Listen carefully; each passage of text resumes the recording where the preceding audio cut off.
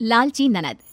कहानी एक ऐसे परिवार की है जहां रंजू अपने पति संजय और बेटी सृष्टि और बेटे आकाश के साथ रहा करती थी। रंजू बेटी को बहुत प्यार करती थी। क्या माँ, सारा दिन घर के अंदर ही रहती हो? जरा बाहर निकल कर तो देखो, औरतें कितनी स्मार्ट है। अरे बेटा, मैं बाहर जाऊंगी तो घर का काम कैसे होगा? माँ, घर के काम के लिए नौकरानी रख लो ना। और हाँ, पापा से पैसे लेकर पार्लर में चलते हैं, वहाँ आपका मेकओवर करवाती हूँ। अरे बेटा, लेकिन पैसे क्यों बर्बाद करना? कल को आकाश को आगे की पढ़ाई के लिए और तेरी शादी के लिए भी तो पैसे लगेंगे ना। माँ, क्यों इतना सोचती हो सबके बारे में? सब अपने लिए जीते हैं तो तुम क्यों पीछे रहो? अब पापा को ही देखो। क्या देखूं? देखिए, पापा भी तो कहते हैं ना कि तुम ठीक से रहा करो। चलो शॉपिंग करने चलते हैं, मुझे कुछ नहीं सुनना। बेटी माँ को शॉपिंग के लिए ले जाती है, लेकिन ज्यादा सामान खुद के लिए ही खरीद लेती है। फिर एक दिन, पापा आपको एक बात बतानी थी आकाश के बारे में। वो कल ना गली के आवारा लड़कों के साथ खेल रहा था।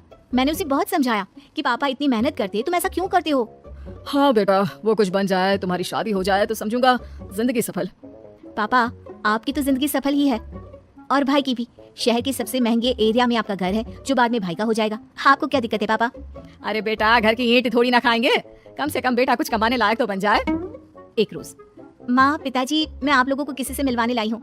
ये मयंक है, मैं इससे शादी करना चाहती हूँ। पर पापा, ये ना अभी सेटल नहीं है। सृष्टि, अभी कैसे तुम्हारी शादी करवा दे? अभी तो तुम्हारी पढ़ाई खत्म हुई है, कुछ काम कर लो, करियर बनाओ कुछ। देखो, मैं ऐसे शादी नहीं करवा सकता। कोई भी शादी के लिए नहीं मानता, तो एक दिन सृष्टि मयंक के साथ भाग जाती है, जिसके दुख में उसके पिता की मृत्यु हो जाती है। माँ, संभाल अपने आप को, कुछ खा ले, सारा दिन रोती रहती है। बेटा, तेरे पापा के बिना कैसे रहूंगी? और फिर तू भी तो कोई काम नहीं करता, कैसे चलेगा हम लोगों का घर? अब तू चिंता न कर माँ, मैं कोई ना कोई काम जरूर करूंगा। फिर हम लोगों के पास इतना बड़ा घर है, इसका एक पार्ट हम लोग किराए पर चढ़ा देते हैं। माँ को बेटे की बात जम जाती है और फिर दोनों ठीक से रहने लगते हैं कि एक दिन, माँ देख तो, सृष्टि आई है। सामने सृष्टि खड़ी होती है, उसकी हालत खराब होती है। सुंदर से दिखने वाली सृष्टि बिल्कुल नौकरानी जैसी लग रही होती है। माँ, मुझे माफ कर दे, मेरे कारण पापा नहीं रहे। माँ पहले तो सृष्टि से बात नहीं करती, लेकिन बेटे के समझाने पर वो उसे गले लगाकर रोने लगती है। तू कहाँ थी और वो मयंक कहाँ है? वो घर पर है, वो कोई काम नहीं करता तो नौकरी भी मैं ही करती हूँ। पापा के बारे में कल ही पता चला तो रहा नहीं गया। माँ, कोई बात नहीं बेटा, किस्मत का लिखा कौन बदल सकता है। सृष्टि अब आए दिन माँ के पास रहती और उसके कान भरती। क्या माँ, तू भाई की शादी करा देना किसी पैसे वाले घर में। उसको जो दहेज मिलेगा उससे एक और घर खरीद ले। ये घर बेचकर अपने पास पैसे रख, कल को बहू आ जाएगी तो पैसे पैसे के लिए तरस ना जाए तू। अरे नहीं नहीं, आकाश मेरा ख्याल रखता है, वो ऐसा नहीं करेगा। माँ, बीवी के आने के बाद ना सब बदल जाते हैं, बाकी तेरी मर्जी।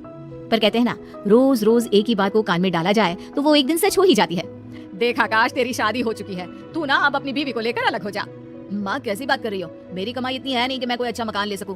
अरे तो जाकर किसी झोपड़पट्टी में रह ले, लेकिन निकल यहाँ से। माँ के कहने पर आकाश अपनी बीवी के साथ अलग चला जाता है। उसके जाने के बाद सृष्टि माँ के पास आती है। माँ, ये है ठाकुर जी, वो इस घर की अच्छी कीमत देने को तैयार हो गए हैं, ये ले पैसे। बेटी घर बिकवा देती है। घर बिक जाने के बाद, कल इस घर को खाली करना है, लेकिन सोच रही हूँ कि जाऊंगी कहाँ। कहाँ का क्या मतलब होता है माँ? मेरे साथ मेरे घर, वो घर भी तो तेरा ही है ना। और फिर सृष्टि माँ को लेकर अपने घर आ जाती है। रात को, मयंक, अब तो हम लोगों के अच्छे दिन शुरू हो रहे हैं। माँ के पास बहुत सारा पैसा है, हम रोज अपने सारे शौक पूरे करेंगे। अगले रोज, माँ, वो किराए के मकान का किराया देना बड़ा मुश्किल हो रहा है। सोच रही हूँ अपना एक मकान ले लूँ।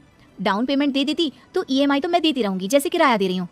हाँ हाँ, ले ले बेटा, अब जो है तुम लोगों का ही तो है। वैसे मैं कुछ दिनों के लिए ना आकाश के पास जाने का सोच रही थी, बहुत याद आती है उसकी। क्या माँ, पागल हो गई हो? लाचार बना देंगे वो लोग तुमको, भिखारी की तरह रास्ते में छोड़ देंगे। नहीं माँ, तू नहीं जाएगी। सृष्टि माँ को भाई के पास जाने ही नहीं देती और किसी न किसी बहाने से उससे पैसे लेती रहती है। माँ, वो कार खरीदनी है, सिर्फ पैसे मिल जाते तो। अरे बेटा, अब तो सारे पैसे खत्म हो गए हैं, थोड़े पैसे हैं वो तो मेरे पास रहने चाहिए ना।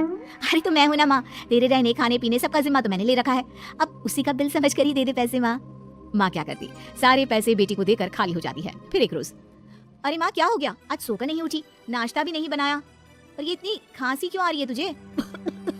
पता नहीं बेटा, कल तो खांसी से खून भी आया था, डॉक्टर को दिखा देना जरा। खून? माँ, मुंह से खून आना सही नहीं है। मैं एक काम करती हूँ, मयंक से बात करती हूँ। शाम को सृष्टि पति से बात करती है। अरे ये तो खतरनाक बीमारी के लक्षण है सृष्टि, माँ के इलाज में तो बहुत सारे पैसे लग जाएंगे। अब अरे लगने दो ना पैसे, वो पैसे लगाएगा इनका बेटा। मैं कल ही माँ को भाई के पास छुड़ाऊंगी। अगले दिन, माँ, तुझे आकाश की याद आ रही थी ना, चल मैं तुझे ले चलती हूँ। हाँ बेटा, पता नहीं जिंदगी कितनी है, कुछ दिन उसके साथ भी रह लूं। बेटी माँ को लेकर भाई के घर जाती है, लेकिन वहाँ पर भाभी कहती है, वाह दीदी, जब तक माँ के पास पैसे थे अपने पास रखा, घर बिकवा दिया, सारा पैसा ले लिया। पता है मुझे कैसी हालत थी आपकी जब भागकर शादी की थी। अब माँ को हम लोगों के दरवाजे छोड़ रही है। अरे जाइए यहाँ से और इन्हें भी ले जाइए। तभी वहाँ आकाश आ जाता है।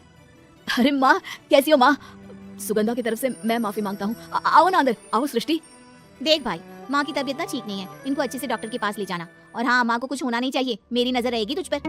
वाह जी वाह, अब नजर रखोगी? अरे इतनी चिंता है तो साथ ले जाओ ना। तभी आकाश बीवी को जोर से डांटता है। ये माँ है मेरी, तुम्हारी हिम्मत कैसे हुई माँ और बहन से ऐसे बात करने की? माँ की आंखों से पानी आ जाता है।